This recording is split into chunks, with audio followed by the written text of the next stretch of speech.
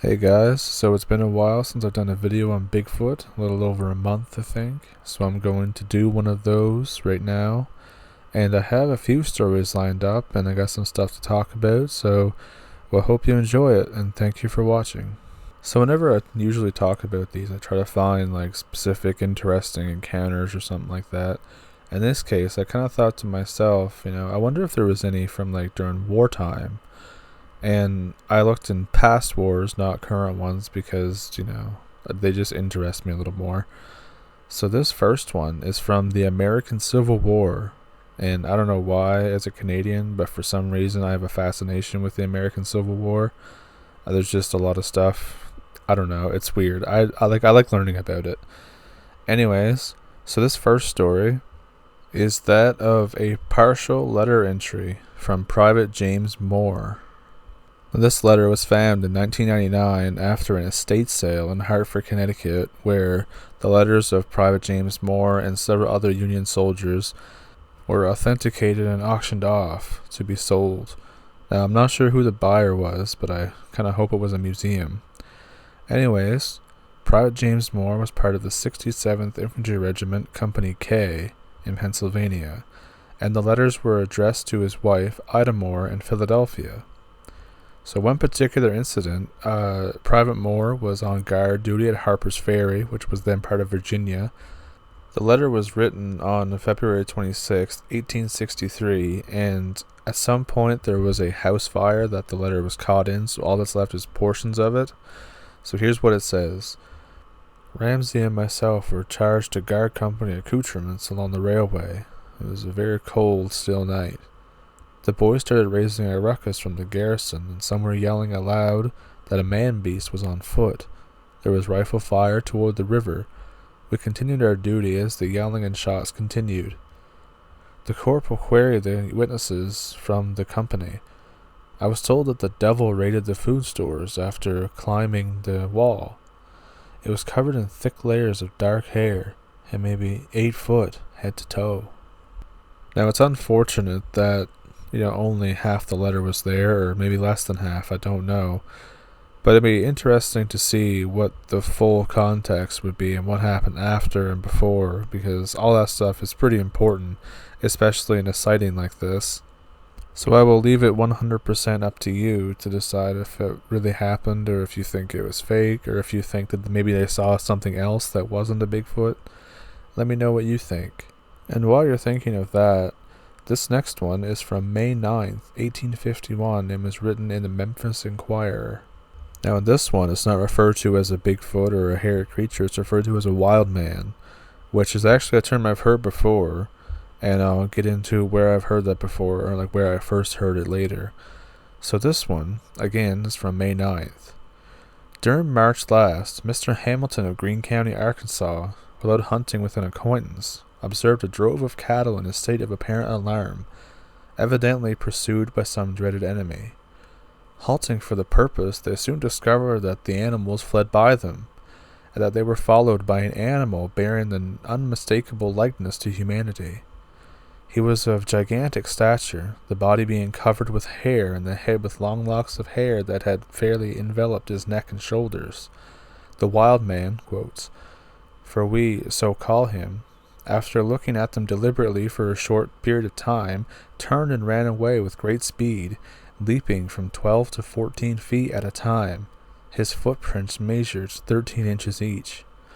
The singular creature has long been known traditionally in St. Francis Green and Poinsett counties, the Arkansas sportsmen and hunters having described him so long as 17 years prior. A planter indeed saw him very recently, but withheld this information, lest he should not be credited, until the account of Mr. Hamilton and his friend placed the existence of the animal beyond cavil. So those first two couple were from a website called phantomsandmonsters.com, I think it was, and the other one was from okwhatever.org. So if you want to read the full ones, you can go there and find them. The first thing I noticed about that second story was the definite language barrier, I guess, or how English has changed. So what do you think of those first two? Do you think they were real?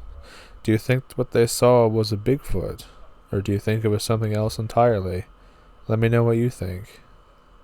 So before I get into the rest of these stories, I just want to tell you where I first heard the term wild man.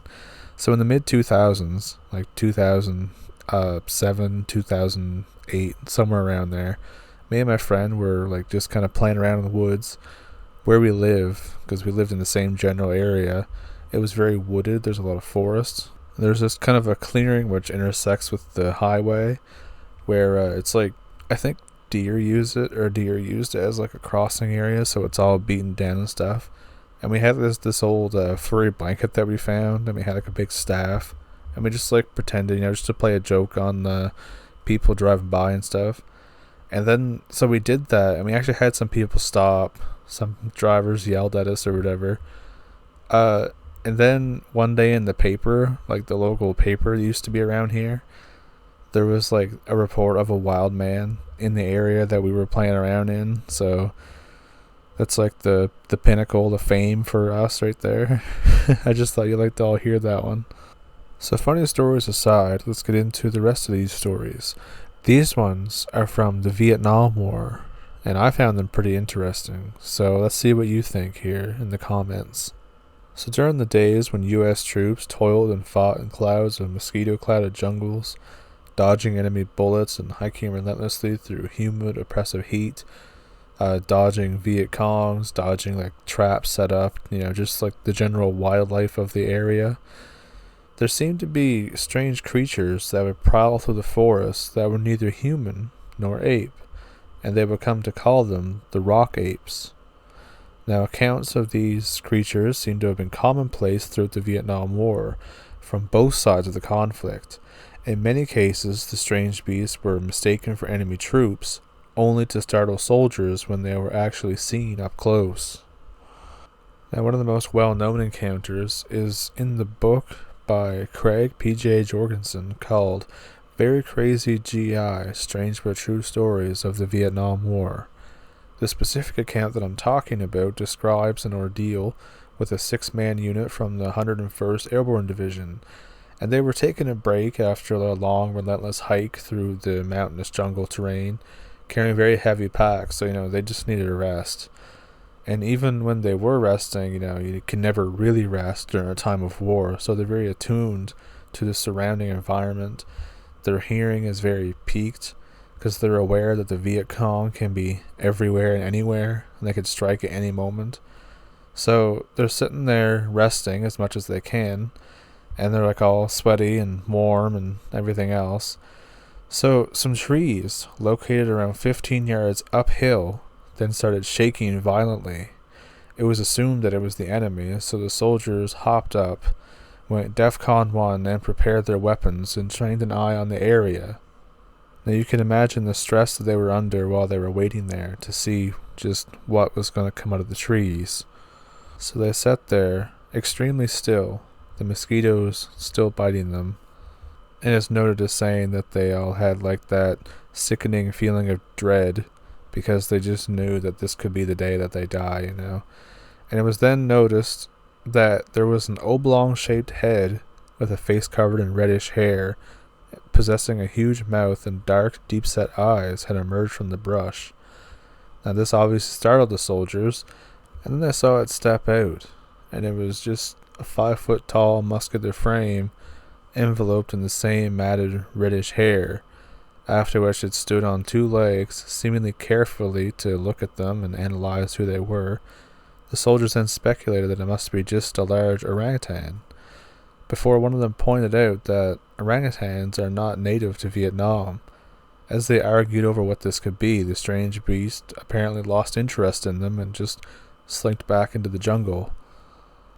In another account, from Robert Baird's diary in 1968, describes an incident in which his unit began hearing inexplicable noises along the outer perimeter of the campsite, and this was very late at night. So not knowing if what they were hearing was normal jungle life or could be the Viet Cong trying to draw them out, a Mexican-American corporal nicknamed Poncho took it upon himself to go out and investigate that evening. Poncho determinedly marched up the hill to the communications bunker, to see what was going on. It said that when the corporal was on his way back, everybody heard several gunshots and then heard running as Poncho came running back. When Poncho reached the camp, he excitedly told them that he had been walking back and he had noticed a bush that had not been there before. And when he leaned down to take a look at the bush because it could be camouflage and all that stuff, it had allegedly snorted at him, causing him to panic and fire, Baird would later say. What he had encountered was the ubiquitous rock ape of Vietnam. I would come to learn that they were nearly everywhere and quite fearless. That's what we had heard near the wire that night. There was yet another encounter with the rock apes from 1969, when a patrol was caught off guard by enemy fire. So everyone ran and took cover, made sure they had all their limbs and everybody was okay. And then it was something strange that made its presence known to the group. As the witness was lying there avoiding getting shot, there was a figure that broke out of the thick vegetation, and at first it seemed to be a large man, but it ran past them. It was clear that it was not just a man. The figure was described as being around 7 feet tall, impressively built, and mostly covered in reddish hair. Whatever it was moved extremely quickly, but it was then caught by some bullets in the crossfire, after which it stumbled, but didn't go down. It was then that the enemy began yelling something to each other excitedly that the witness could not understand before running off. It was said that even some of them threw down their guns and ran away. So you'd have to be pretty scared in order to do that.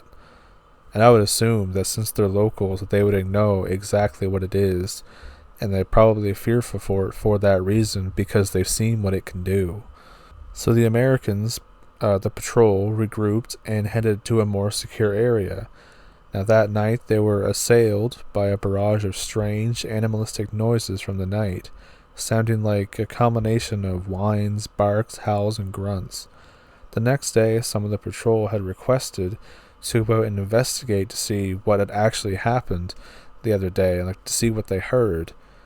And when the search was underway, they came across an enemy soldier that had been viciously torn in half, torn completely apart.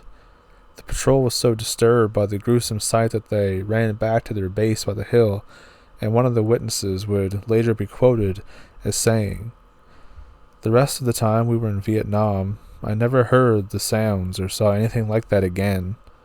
The talk of what we had seen spread very quickly, and some of the locals called in a name that I can't pronounce, but I remember the translation, if I recall correctly, was stench monkey or foul monkey, something like that. I can't remember for sure. What I do know is that it bothered me so much that I transferred from there to a job on a helicopter so I'd never have to be in the jungle anymore. And to be honest, I 100% do not blame him. In another more dramatic experience, this is of D Company of the 501st Infantry of the 101st Airborne, and this is by Michael Kelly. And in this experience, there's not just one, but possibly hundreds of them. In this account, in 1969, 8 of the strange creatures came casually walking up a trail on the ridge of Nui Mo Tao and surprised a platoon that was in the middle of having lunch when they turned a ridge about 10 meters from where the men were situated. According to Kelly, the platoon first immediately thought that they were Viet Cong and all hell broke loose. The squad of men opened up with M16s, M79s, and grenade launchers, just tearing the forest apart in a vicious display of, firepower. So there's obviously flying pieces of trees, vegetation was going everywhere. Kelly himself was at the far end of the clearing, about 15 meters from where the barrage of continuous shooting had started, and he grabbed a weapon to run and join them. And after joining up with his sergeant, he took cover under a toppled tree. For a few moments, Kelly and the platoon sergeant stayed hidden as the cacophony of gunfire erupted everywhere. When they finally gave each other the nod to engage, they popped out from behind a tree, ready to see a sizable enemy force descending upon them, judging by the non-stop fire. What they saw instead was the platoon firing away at, quote, ghostly images. They were swooshing through the bushes and trees all around them. Mysterious intruders were being described as 5.5 feet tall, and all but one was light brown to reddish brown in color. The other was almost black and was particularly aggressive large male, so that's probably the alpha of the group, which reportedly madly rushed at the men through the thick underbrush and was snarling with teeth bared. Now it's said that the beasts, quote beasts, sounded exactly like dogs barking, and then the creatures, whatever they were, abruptly just kind of melted away into the forest, disappearing as if they had never been there at all. Now, the surprised platoon regained their composure and they searched the bullet-ridden gun-smoked, permeated area and found no sign of any dead bodies of the creatures. Oddly enough, there wasn't even any fur or blood. Kelly would later remark on the surreal scene. This may sound very strange to you, but although I had little to no concern about killing the enemy, the killing of innocent animals turns my stomach and could enrage me if done without being a necessity. But I searched the site and found not a drop of blood, which totally amazed me given the amount of firing that had gone on.